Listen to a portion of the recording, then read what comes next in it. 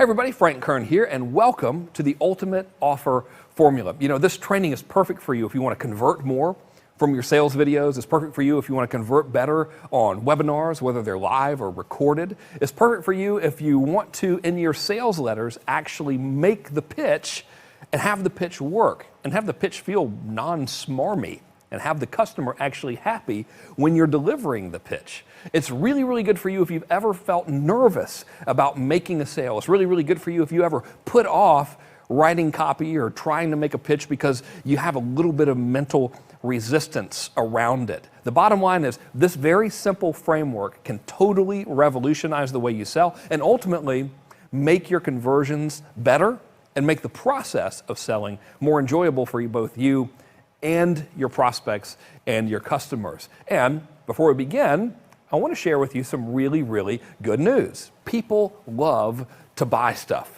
I mean, we all do. Our culture, as a matter of fact, really celebrates the fact that we buy things. It's almost like making a purchase is now an accomplishment. He with the most toys truly has won. I almost said wind.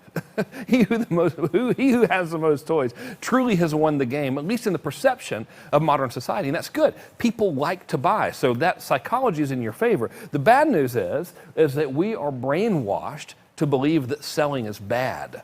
Oftentimes we'll pull our punches out of fear that people are going to be angry with us. And it's okay. It's normal. And of course, society loves to buy, but they hate to be sold. We've all heard that axiom. So here's the deal. The reality of the situation is that selling is actually good, but being an asshole about it is bad. So here's what we're going to do. I've broken this training down into a couple of sections, and the first section is we're going to be preparing you to actually make a pitch and make a sale by sort of getting your head right and de-weirdifying any beliefs you might have around selling. And the second part of it, I'm going to show you and give you some actual closing scripts and samples and structures that you can deploy immediately. So let's get started with step number one, and that is preparing for the close. First thing you got to do is you want to get your head right. And you got to understand that your mind is one of the biggest obstacles you can have to making a sale. The second thing we want to do is, in order to avoid making people angry, we always want to deliver value before the pitch. The third step in this process is going to be you want to know their objections before you actually start pitching. So all three of these things, if we can get all three of these done, by the time it comes for you to make that pitch, by the time it's time to make the sale, so to speak, their resistance will be a lot lower. Your job will be easier, and you won't have to really feel weirded out about it. So let me show you some concrete examples. First of all, let's talk about getting your head right, okay? The number one reason that you don't close is because you're afraid. And I know that's like a little bit overly blunt and potentially aggressive, but it's true. Here's the thing. You're going to worry about what if they get mad at you. Right? Well, that's normal. What if they get mad because you've sold them too hard? Or maybe you've had some experiences in the past where you were in sales and people were unkind to you. I certainly had that. And then there's always the fear of, well, what if they say something bad about you? You know, what if they just talk badly about you on the internet? Which, of course, nobody ever does that, right? Everybody online is friendly, said nobody ever. Or what if they say no? I've seen so many people in print, in video, and webinars be afraid to make the pitch because they were worried that someone was going to say no, so they would rather stay in limbo and just keep following up. Well, that's all going to totally mess you up. So let's address them one by one. First of all, what if they get mad, right? Well, here's the deal. The first rule to combat this is simply don't be an asshole when it comes to selling, all right? So if you're following rule number one, which is don't be an asshole, then they probably won't get mad. The fact of the matter is, if you're worried about this and you're actually friendly to people and you're genuinely helping them before it's time for you to make the sale, then you're probably not really at risk of people getting angry at you or speaking ill of you, and you're just letting fear control you. You're letting your fear get in your way, so stop doing that. So here's something that I really want you to understand. If you're pulling your punches and you're not selling to the best of your ability because you're afraid people will get mad at you for trying to make a living, is literally like sitting down and writing those clowns a check. So if you're worried that someone's going to speak ill of you and someone's going to not like you and someone's going to talk bad about you on Facebook, and because of that fear, you are deliberately or subconsciously not selling to the best of your ability, it is literally just like sitting down, writing a check out to pay to the order of haters some $1 million or whatever it is. It's exactly like writing them a check. So it's a pretty unique way to look at it, but it's true. So here's the thing. If you're doing that, you're stealing money from your family. When you do it, you're stealing money from your family. So stop letting your family down in order to please people who will never buy from you anyway. Now, here's the other rule, okay? So we have two things about what if they get mad. So rule number one is don't be uncool to people, and they probably won't get mad. Rule number two is no matter how cool you are, some people are going to get mad no matter what. Right? You ever had that happen? Like you give your best material out, you're as helpful as you possibly can be to the market, and some people just are infuriated with you over the fact that you're trying to make a living by helping them. Doesn't matter. You could send them a $100 bill in the mail and they'd be mad at you that it wasn't $200, or they would be mad at you for insinuating that they needed $100. Like some people you just can't please. Well, here's how to deal with those people. See above, right? If you know that some people are going to get mad anyway, no matter what you do, you might as well just keep on doing the best you can and not worry about them. Okay, so don't worry about it. So the thing that you can really control is this part right here, part number one. Okay, don't be a butthole. So here's how not to be a butthole when it comes to selling. All right, so first of all, besides the obvious, there's a few ways to overcome it. Step number one is only preach to the choir. So here's what I mean by that. People who hate direct response, hate selling, hate advertising, and think that capitalism is bad are never going to like me no matter what, right? And it doesn't matter what I'm doing. These people are going to think I'm the worst person ever because they have this belief system. Direct response advertising is bad, sales is bad, I hate advertising, capitalism is bad. Doesn't matter what I do. I could be like the nicest person ever, help these people beyond belief. They're still going to hate me because their belief system doesn't match up. So if I'm trying to sell to these, I'm basically doing the opposite of this right here. I'm not preaching to the choir. So step number one is you always want to be delivering your sales presentations to people who are predisposed to want to buy from you. So the way we do this is we target our ads properly. We call out to the choir, so to speak, in our copy before they're able to see a sales presentation, etc. So I'll give you another example, okay? So as you know, I like to sell stuff about turning advertising into profit. That's what we're all about. So wannabes or get-rich-quick people would easily categorize me as being an asshole because that's easier than actually working, right? So let's say you're in fitness and you're selling like, hey, if you want to get fit, work out really, really hard and watch your diet. Well, people who are super lazy and are only looking for a quick fix are going to hate on you because hating on you is actually easier than doing the work that is necessary to get the results that you're trying to help them get. Okay, so you want to avoid these people. Okay, so there are ways you can do it in copy. There are ways you can do it in your targeting for your ads, but these are people to be avoided. If you're only preaching to the choir, metaphorically speaking, if you're only trying to sell to people who are predisposed to already be in agreement with your way of thinking, you're really going to not have this issue, assuming that you're nice to them. All right, so another example is committed, functioning entrepreneurs who like direct response will be cool with just about anything except for lies and insults. So if I'm trying to sell my type of stuff to people and I have a choice of who to sell to, the folks that I want are people who are highly committed to long-term thinking, that are doing real business, that are actually selling things on the internet. They're not get-rich-quick, one-click wonder type of people or whatever, and they are true entrepreneurs and they're students of direct response. These guys are going to be pretty much cool with anything I do as long as I'm not dishonest with them or as long as I don't insult them. So let me ask you a question. Do you intend to be dishonest with people, and do you intend to insult them? Of course not, right? So you can achieve this goal right here by simply avoiding the wrong people and only preaching to the choir. Pretty interesting way to look at it, all right? So let's continue down this path. I really should watch my language and video here, but it's important. So step number 2, interestingly enough, is going to be to polarize right from the beginning. So polarize and not being an asshole kind of don't really go together, because one of the ways you polarize is you offend people. So that's interesting, but think about this. The more repulsive you are to people you don't want, the more magnetic you will be to the people who you do want, right? Now, doesn't that make sense? Of course it does. So you don't have to be confrontational about this, but it's totally okay to be confrontational if you want to be, all right? So if you're polarizing the people who are predisposed to like you are going to like you more because you're saying, hey, this is not for, now in the example I gave you earlier, let's say this is not for people who hate exercise. This is not for people who want to sit on the couch and eat ice cream all day. This is not for someone who's looking for an easy button. If you truly want to take control of your health and your fitness, you need to be committed to doing whatever it takes to extend your life, have the most energy you can so you can take better care of your family and enjoy the quality of life that you deserve. Now, if you're not that person, then this isn't for you. See, that little chunk right there is an example of polarizing. Now, the people who want to sit on the couch and eat Doritos all day, who are going to hate you anyway, are already going to be turned off, but the people who are going to be the choir, metaphorically, they're going to like you even more. Okay, so once you polarize and be ultramagnetic to the ones you want, you have a higher level of affinity with them, which makes your closing process easier. Yes, this is a training about closing. I'm trying to help you set up the stage for the ultimate close. So let me give you an example of this, okay?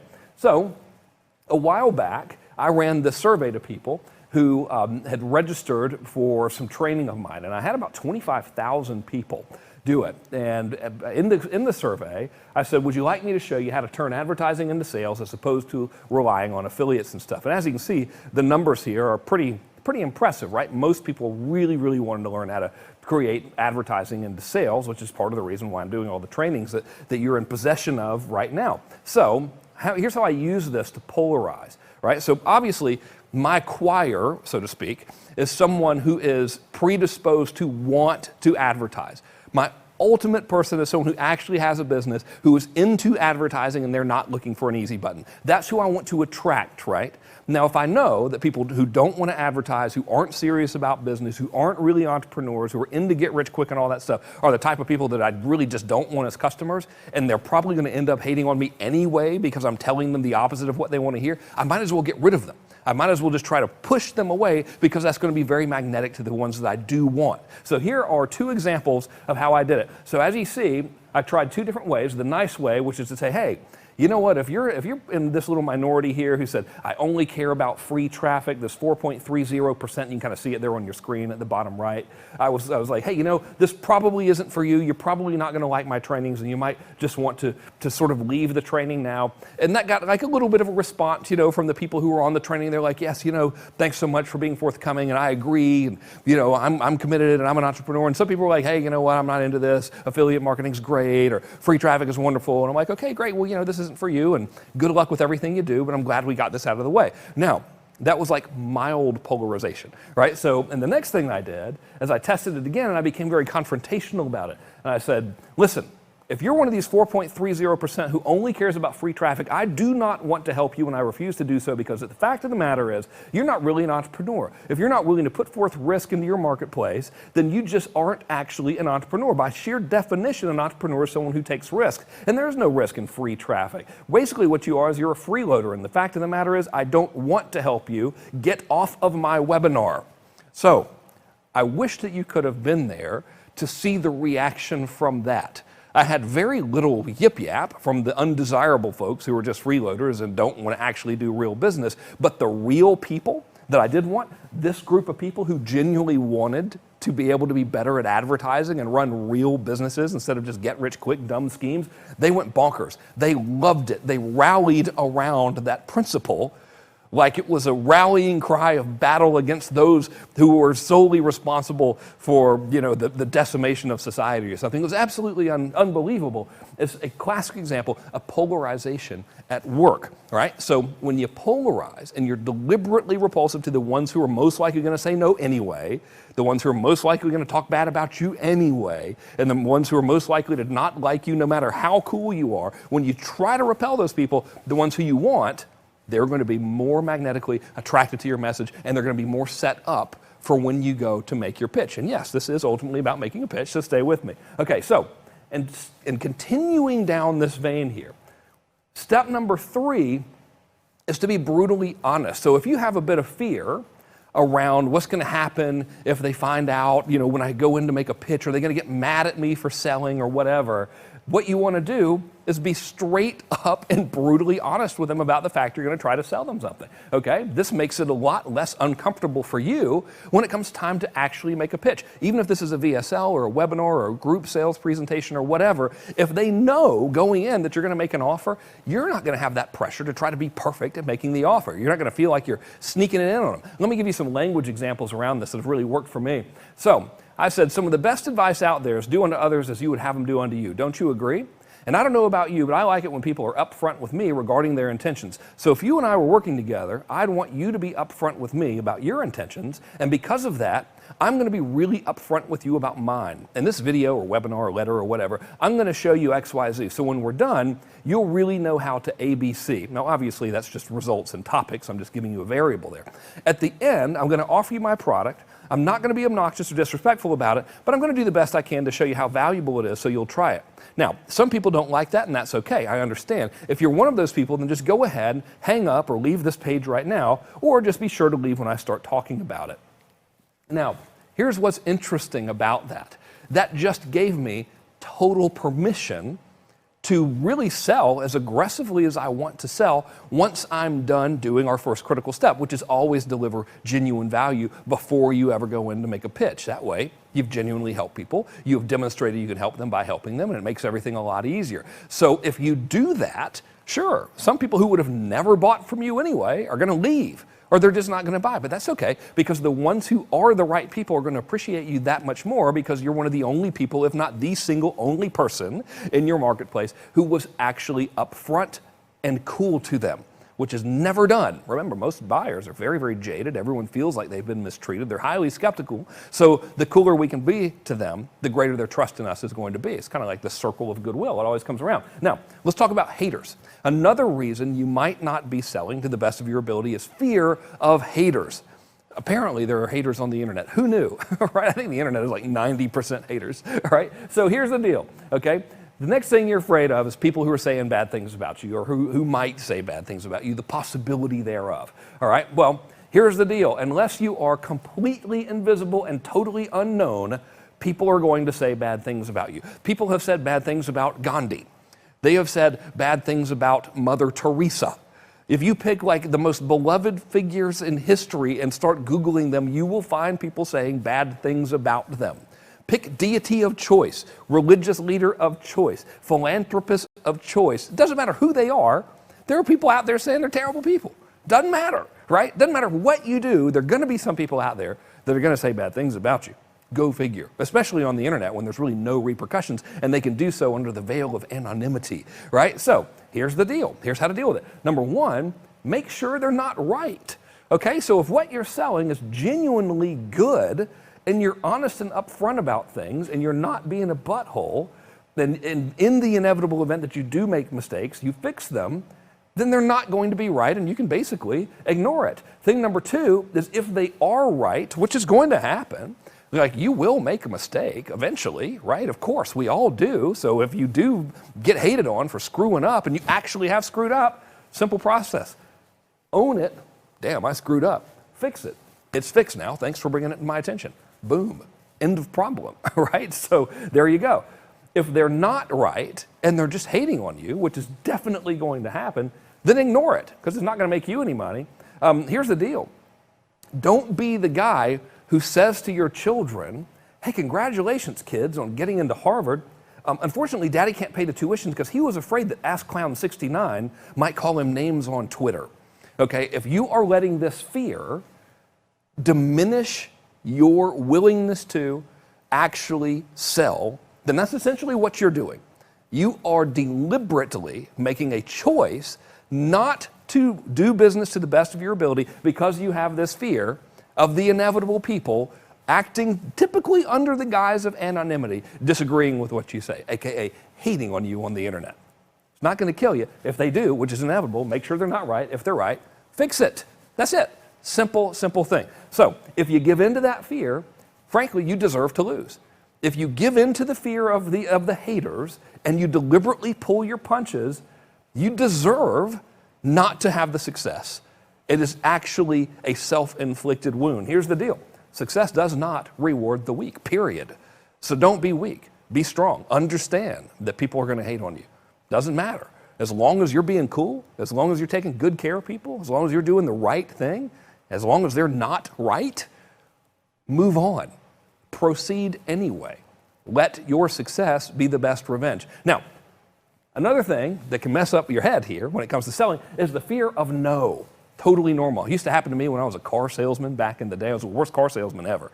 So when we come onto the lot, I wouldn't make the sale right when they were there. My job was to follow up with them. I would be terrified to follow up with them because I'd be afraid that they would say no and that I wouldn't have a deal working.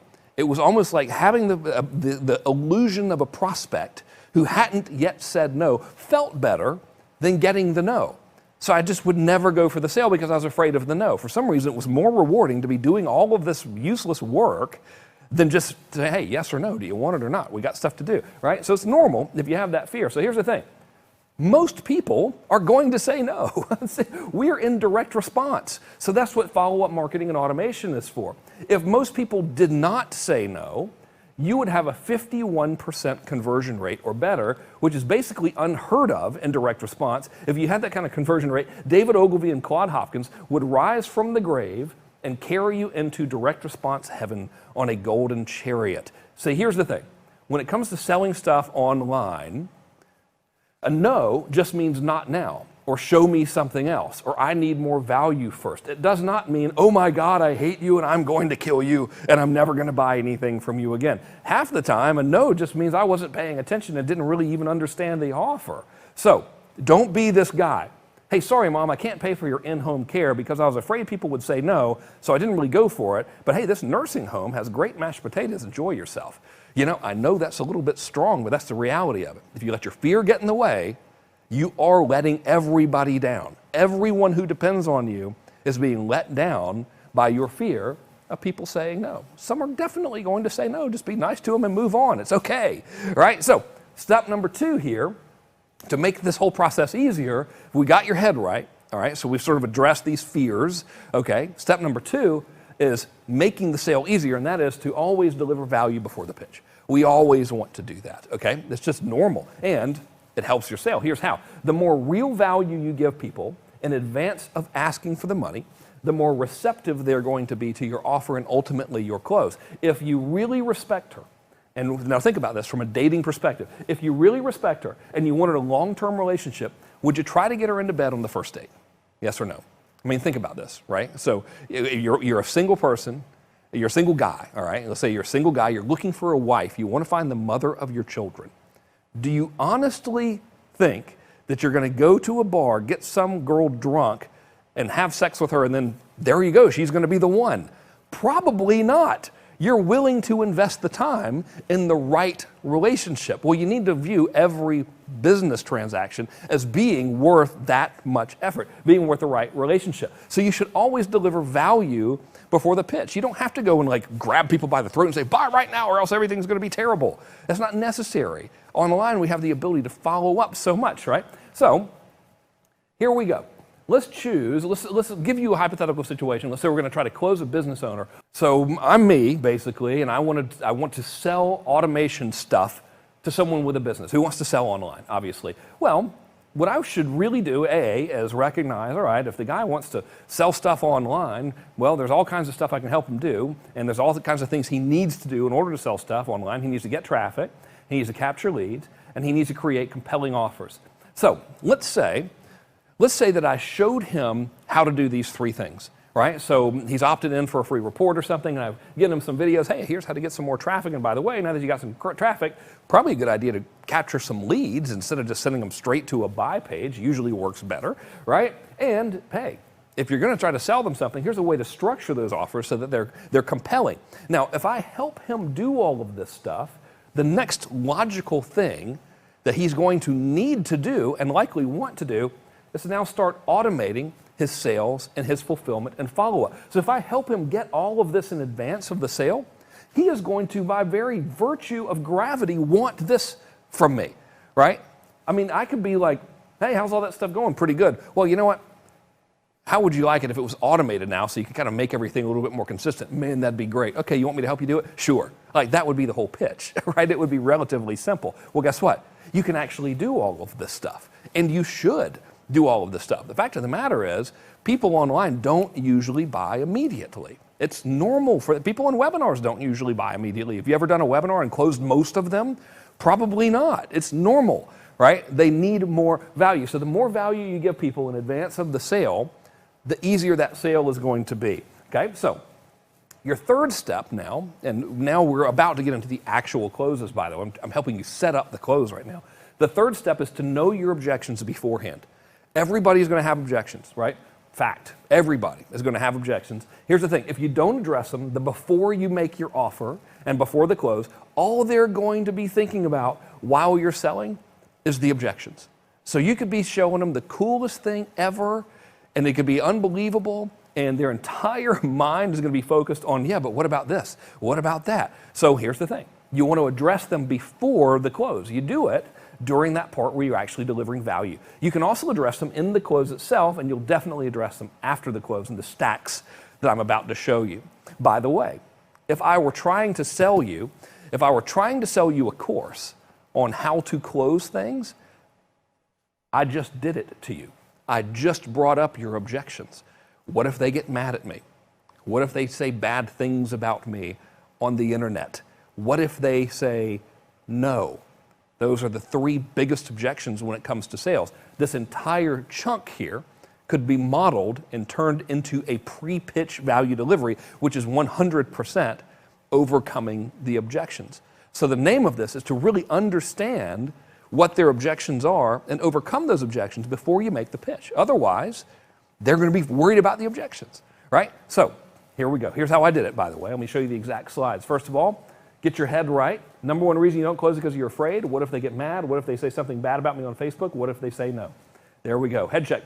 I demonize these objections, by the way. Pulling your punches because you're afraid people will get mad at you for trying to make a living is like sitting down and writing them a check. You're stealing money from your family when you do this, right? Rule number 2, some people are going to get mad. Here's another one about haters, right? Next thing you're afraid of is people saying bad things about you. Unless you're completely invisible and totally unknown, people are definitely going to say bad things about you. Don't be the guy that says, congratulations on getting into Harvard, honey. Daddy can't pay the tuition because he was afraid Ask Clown 69 might call him names on Twitter. I'm demonizing that objection, and I'm also genuinely helping you overcome it. I mean, hopefully this helps you not worry about haters as much, right? Same with fear of no. If they didn't say no, you'd have a 51% conversion rate or better. That makes that objection a lot easier, right? You're like, oh gosh, okay, well, maybe everybody else has the same problem I do. It's not so bad. Of course it's not so bad. No one gets a 51% conversion rate or better. That's crazy, right? If I said, most people didn't say no, that David Ogilvy and Claude Hopkins would rise from the grave and carry you into direct response heaven on a golden chariot. I'm helping you overcome those objections before making the pitch. Now, I assure you, there is no pitch in this presentation, but I really set you up for one. So that's how you do that, all right? So now let's talk about the formula for engineering a close, and then I'll talk about stacking the closes on top of one another. So let's talk about the formula for a close. So I'm going to show you the close. I'm going to show you how to start stacking additional closes on top of it. So I like to call this one the Carltonian formula. John Carlton taught me this years and years ago when I was struggling with wrapping up a sales letter. And he was like, dude, the easiest formula is here's what I got, here's what we'll do for you, here's what I want to do next. And it was a little more complex than that, but I really boiled it down to those basics and it worked. So here's what I got, here's what it'll do for you, and here's what I want you to do next. And after that, I started expanding on that formula, mainly because he was like, you know what, you left out some steps. So this eventually evolved to the Carlton-Kern formula, and it should really just be the Carlton formula expanded. I'm putting my name here for purely egotistical reasons, because most of this was his idea, if not all of it. So here's the formula. You say, here's what I got, here's what it will do for you, here's how it works, here's what I want you to do next, here's why you should do it now. Here's why it's safe and smart. This is where you would do a guarantee or an anti-guarantee. And as an optional, you can add bonuses or boosters, such as price reduction. And as an optional, you could also add scarcity. And finally, you will recap what you just said. So let's go over each little chunk here. The here's what I got is basically where you introduce your offer. So if I was selling a Tomato Planter 2000, that's obviously the best-selling tomato product in the history of the world, it's got to have a 2000 after it to make it really serious, you know. I would say today I want to tell you about an exciting new way to plant rows of tomato plants. All right, I'm leading into here's what I got. It's a new machine called InstaRow, and if you want more tomatoes with less digging, this is for you, okay? And I'm literally now stating the name of the product, so here's what I got. A new machine called InstaRow, all right? The next phase here is here's what it will do for you, or here's what it'll do for you. That's a little bit more professional sounding, I think, okay? So what's great about InstaRow is you just hold it where you want the plant to go, and it does all the digging, setting, and covering for you, and it does it faster than you could do it on your own. All we're doing here in this section is just stating benefits, right? We're just classic. Here's what I got. Here are the benefits of the thing, right? So we'll continue. So, and this lets you plant more tomatoes in less time without having to do any manual labor. In fact, it's so easy to use, you can get your stir-crazy grandkids out of the house, working in your garden with you, and they'd actually enjoy it. Pretty simple, right? Now, next thing we want to do is we really want to expand on how these benefits are attained. It's never really good enough to say, here are all the benefits you're going to receive, because people don't believe us. We need to demonstrate how those benefits are actually gotten. So in this case of the InstaRow, or the Tomato Planter 2000, whichever you want to call it, right? Here's what we would say. So InstaRow is a simple 5-pound machine that uses the sun, gravity, and robotic engineering to plant tomatoes automatically while you relax. I don't know why it's always about tomatoes with me, by the way. I'm not a tomato planter by any means. You simply place the tip of the machine where you want the seedling to go and press the green button. InstaRow's solar-powered battery powers the unit's entire robotic system that actually digs the hole, plants the seedling, mists the soil, and covers it up for you. The average seedling takes 12 seconds to plant automatically, which is 7 times faster than planting the seedling by hand. Plus, you're not bent over in the sun with a sore back and blisters on your hands. And it's so light and simple that it's safe even for grandkids 5 and over. See, what I did there is I just explained how the benefits are going to be fulfilled. It's not enough to say, InstaRow plants tomato seeds for you automatically. Right? I've got to tell them how it works. So if you're selling information and it's a multi-moduled course, you want to say, here are the modules you get, and then you want to tell them how they get the benefits in each module, right? So it doesn't matter, whatever it is, you really want to go deep into how the benefits are gotten. So the next phase is, of course, here's what I want you to do next. This is where we actually tell them to buy something. So if you want more tomatoes and less calluses and backaches, I want to send you an InstaRow today. There's a couple little typos on the slides here. Trained professional, ladies and gentlemen. The price is just $197, and that includes shipping. Right below this video, you'll see a button that says, yes, I want more tomatoes. Click it and tell me where to send your InstaRow, or InstaRow. I think I just said InstaRow instead. When you're done, or when you've done that, tell me how you'd like to pay for it, and I'll rush it to you right away. So here's what I'm literally telling the buyer exactly what to do, all right? First, I want to send you an InstaRow today. That is as a friendlier way of saying I want you to buy this. I want to send it to you. Sounds better than I want you to buy this. They're both still dependent on the purchase. Everybody knows that. The price is $197, and that includes shipping. And here's where we're telling them specifically what to do. Right below this video, you'll see a button that says, yes, I want more tomatoes. Click it and tell me where to send your InstaRow. When you've done that, tell me how you like to pay for it, and I'll rush it to you right away. So our next step, we can't just tell them what to do. We have to give them an incentive for doing it right now. Otherwise, the human nature of procrastination will win, right? We are always subject to gravity. And in this case, gravity is human nature. And the overwhelming human nature when it comes to buying stuff is going to be procrastination. It's also going to be self-doubt. But right now, we want to get rid of procrastination. So we say, here's why you should do it now. So we could use price for one reason why, and if we were using price, we would say, this is part of a special promotion, and this price is going to go up in XX days. Now, if you're going to use something like that, any sort of deadline-based thing, you need to make sure that the deadline is actually real, all right? So you don't want to have like a fake deadline. You can actually make it real if you're using automation.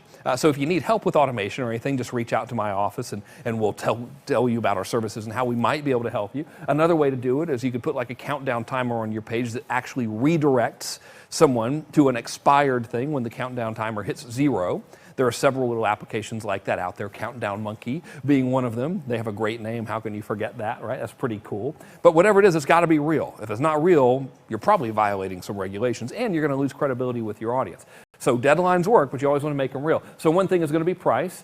Another thing might be supply. This doesn't involve a deadline. It does, however, need to be real. So you would say, we only have a limited number of Instagrows in stock. They take roughly 5 months to produce because they're built by hand by children in China. Obviously, I'm joking there. If you delay, you might not be able to get this opportunity again for another 5 months. And tomato season will be over by then. So in this case, we're giving them an implied time constraint based on supply, right? If it's logical, and it's true, it's got to be true, obviously. If it's logical and true, use it. You need to use everything you can. So in this case, we're using supply as a reason they should order right now.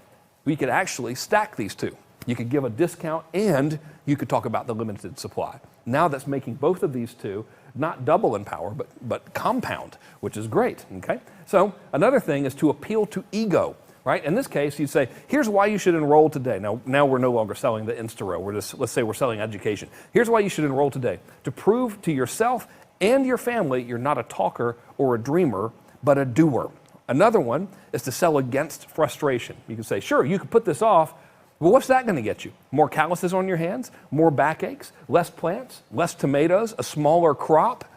Not as many fresh salads, not as many cans of tomatoes for the fall or for the winter, right? So you get the idea. We sell against the thing that they don't want to do.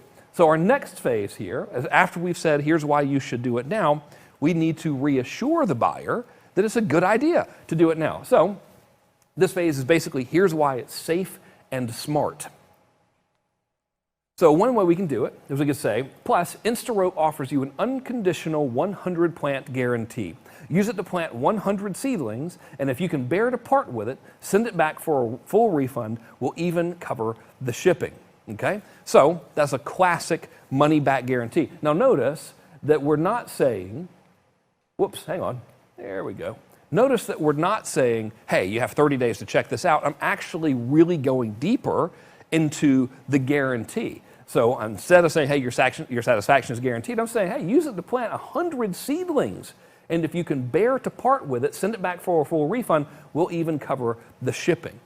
Always try to make it one better than you possibly could make it. Put yourself in the shoes of your prospect and find out how you're going to be able to put that person at ease, how you're going to be able to make them happy, how you're going to be able to make them feel safe in that ordering process. So if we're selling something like this tomato planter, and as you can tell by the copy, which was of course demonstration copy, sample copy, it was designed to sell typically to an older person with grandchildren. Well, they don't want to be hassled by having to pay for shipping. They've heard 30-day guarantee before. We're making it more tangible. Try 100 plants. And if you can bear to part with it, we'll even pick up the shipping cost, okay? So always do your best when you're writing the copy. Now, what if you don't want to offer a guarantee, right? What if you want to be repulsive to people you don't want and magnetic to the people you do? In some industries, there are just people that buy stuff fully planning on getting a refund, but they buy it anyway because they like it and they want to satiate their curiosity, and they move on to the next one.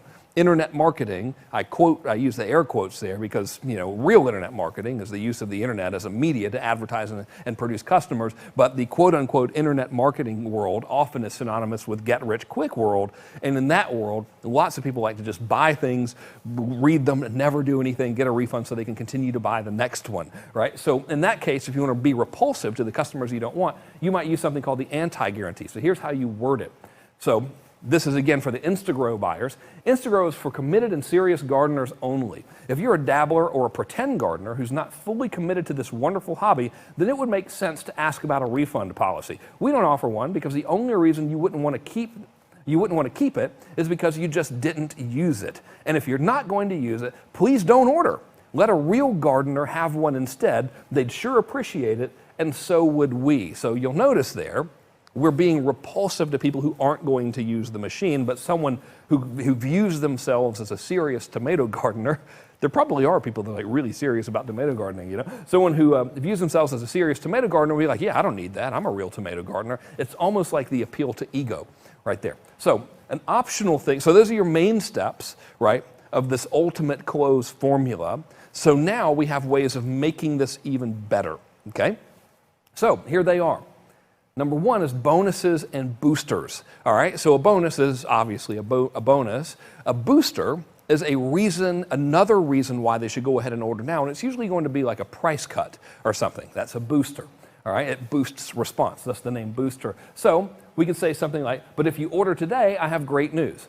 As part of the special promotion, we're taking $50 off the already discounted price and letting you have an Instagrow for just $147. So right there, that's a booster, right? I've dropped the price to boost the response. It's not a bonus, it's a booster. I've done something to boost that response. That's why we get the name booster. Now, we could also say, and stack it, we could say plus, when you take us up on this generous offer, you'll get a second Instagrow for free. Now I've added a bonus. So I've cut price and added bonus after making the close, which was preceded by goodwill and genuinely helping someone. You see how all this stuff kind of comes together now and really makes the selling process a lot more effective? So this is how it works, right? So our next thing we can do is to add scarcity if, in fact, you can do it legitimately. Please don't make it up. If you're going to take the offer away, you have to really take it away. You can do it in an automated fashion with deadline timers and Infusionsoft funnels and cool stuff and putting redirects on your pages and smart links and all this kind of stuff. Like I said, if you're into that and you're actually doing campaigns and you need some help with it, reach out to our office and we'll show you how we can help you. But scarcity works. That's the bottom line. It works. That's why everybody uses it. You just don't want to abuse it. Use it properly, like you would want someone to use it on you. So you would say, in this case, but there's a catch. So we just presented our Instagrow offer, right? And we presented the bonuses and stuff, and now we say, hey, but there's a catch. This discount and the extra Instagrow for free is only available for X days, minutes, weeks, etc. For some reason, whenever I'm doing a deadline, I always do it for 4 days. I have no rational reason for doing it for 4 days. I've always just randomly chosen 4 days, and it's always worked really, really well. So if you're ever wondering, how long should I make the deadline for? 4 days seems to work pretty good. Never tested it against anything else, of course, but it's always worked so well that I've never bothered to test it against anything else. So if we were to use the 4 days, we'd say, but there's a catch. This discount and the extra Instagrow for free is only available for 4 days. That's it, right? Or you can limit the quantity. You could say, this offer is limited to the first 31 customers only because we don't have enough inventory to match the demand for more, right? So you could also combine those and say, this is limited to 4 days or the next 31 customers only, whichever comes first. But this formula right here is the ultimate formula for making an offer. So now that we've broken it down into a little process and you know how every step works and you've seen the scripting for each step, there's really no reason why you just can't restructure an offer following this formula to get more sales today, especially if you go into this offer not being afraid that people are going to say no and not worrying about making people mad, and especially if you precede making this offer by really helping the customer in advance of trying to sell them something. This Instagrow offer, which, obviously we're using it as an example. If there's a product called Instagrow, it's coincidental, by the way. There probably is. I should have come up with a more weirder name, But in this example, had I proceeded making this pitch with a series of articles or videos or even a webinar presentation about how to choose the right soil, what types of families of tomatoes are best in certain geographical areas, tips on when to water, tips on when to plant, tips on fertilizer for maximum yield, etc., and then made this pitch, of course my conversion would be a lot better because I would have whetted their appetite for more tomatoes. I'd have gotten them really engaged in the hobby of gardening, and I would have demonstrated authority and capability and trustworthiness by genuinely helping them. So this offer formula by itself is great. In combination with being of genuine value prior to asking for the sale, it's unstoppable. So I hope you enjoyed this training. I look forward to hearing your results from it soon. See you later.